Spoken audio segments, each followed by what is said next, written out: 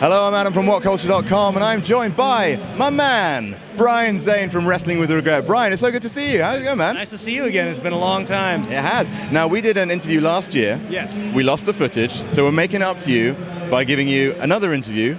And man, how's it going? It's going really well. You know, I'm really excited to be here. It's my third straight WrestleMania, fourth all time, the second year in a row I've done WrestleCon, and it's just so crazy to be in this element and see thousands of people, some of whom actually recognize me, and it's kind of humbling and overwhelming to see people who, you know, we're surrounded by legends. We're just feet away from Sting and Ric Flair and people like that.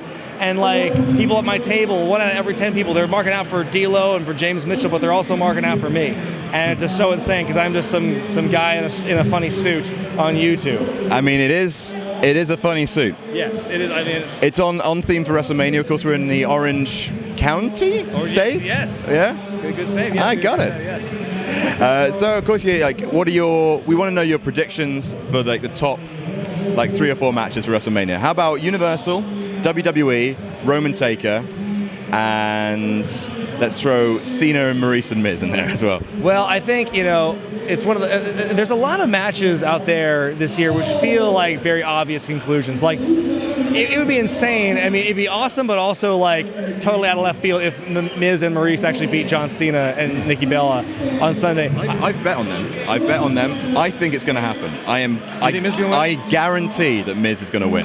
That is my guarantee. I'm of the opinion Cena losing at WrestleMania. Maybe he gets cocky. I don't know, but I think that with the WWE title, I think Wyatt, Bray, whatever you want to call him, I think Bray's going to retain. I think so too. Because the angle's gotten too insane now to have an end here. No, exactly. When Randy Orton stabs a bunch of ashes with a weird badminton crucifix, then you can't end it there. You have to see more of it. So I think Bray's going to retain. I think Lesnar's going to win.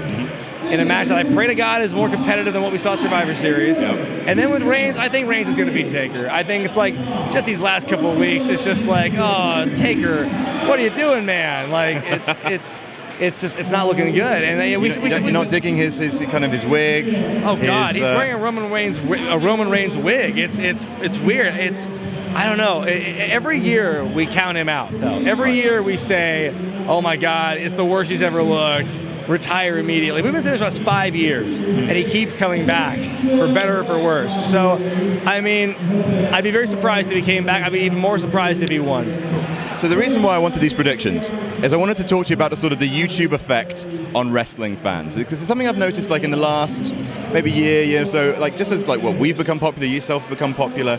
Do you feel that YouTubers, the more sway they have over the general audience, when they make predictions, when they, project what they'd like to see and it doesn't happen, do you think YouTubers contribute towards this kind of growing sense of unrest in the WWE fan base? I think YouTube is just an extension of the overall internet fan base. I think what we're saying is it's a video, audio equivalent of what you see in message boards and columns, what we've been seeing online for years. This is just the natural evolution of it. So I think what we're saying ultimately, especially when it comes to straight up opinion, because I do some reviews of things from the past, but I also am now delving into current things as well. And so when your channel and my channel and others do that sort of thing, I think it's just an extension of what people have been doing for years before YouTube. So I think maybe because it is video and we present it in this nice little package that makes it easier to digest. You could say that we hold some kind of influence over the fan base because we have this very easy to ingest format.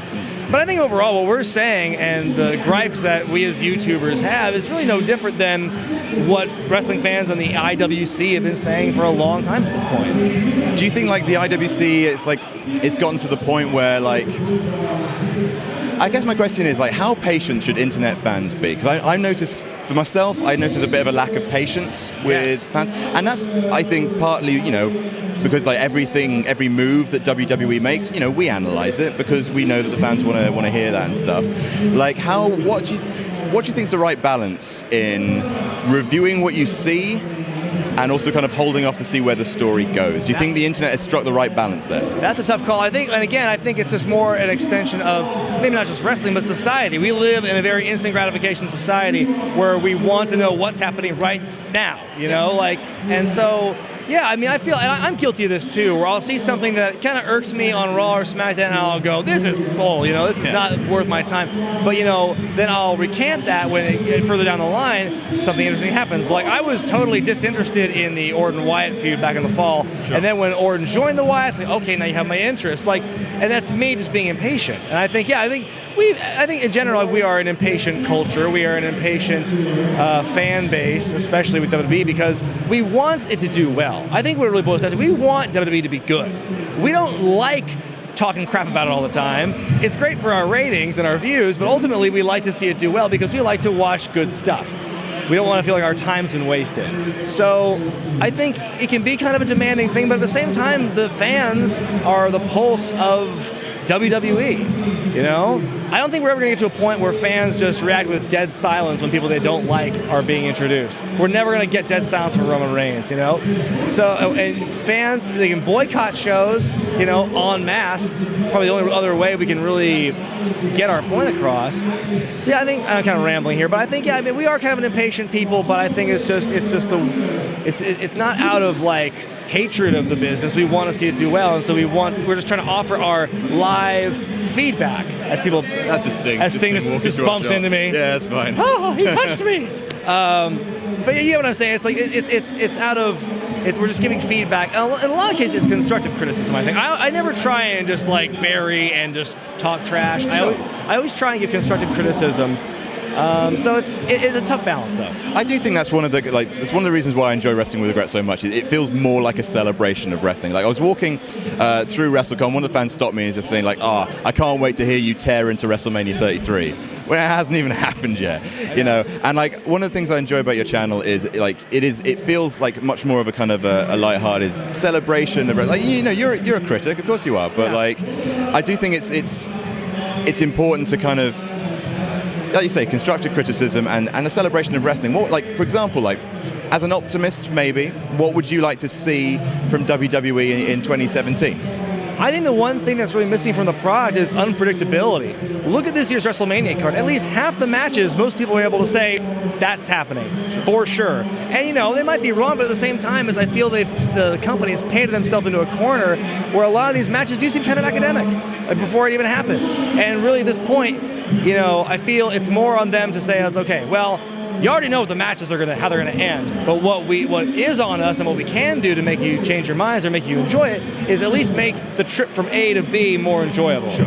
Can we make the match look good at least? Like, can the fans escape for 5 minutes? Then if they can do that, then that's a small win for them. Ultimately, I would like some unpredictability just in terms of storylines, character development, I think Vince Russo gets a lot of flack for what he did in WCW, but I mean, if you look at what he did in WWF, he did a lot of good stuff. If it weren't for Vince Russo, I've made fun of him on my show in the past, but if it weren't for Vince Russo, I would not be a wrestling fan today, because I fell in love with the WWF and wrestling in general, but also WWF from what he was doing as head writer.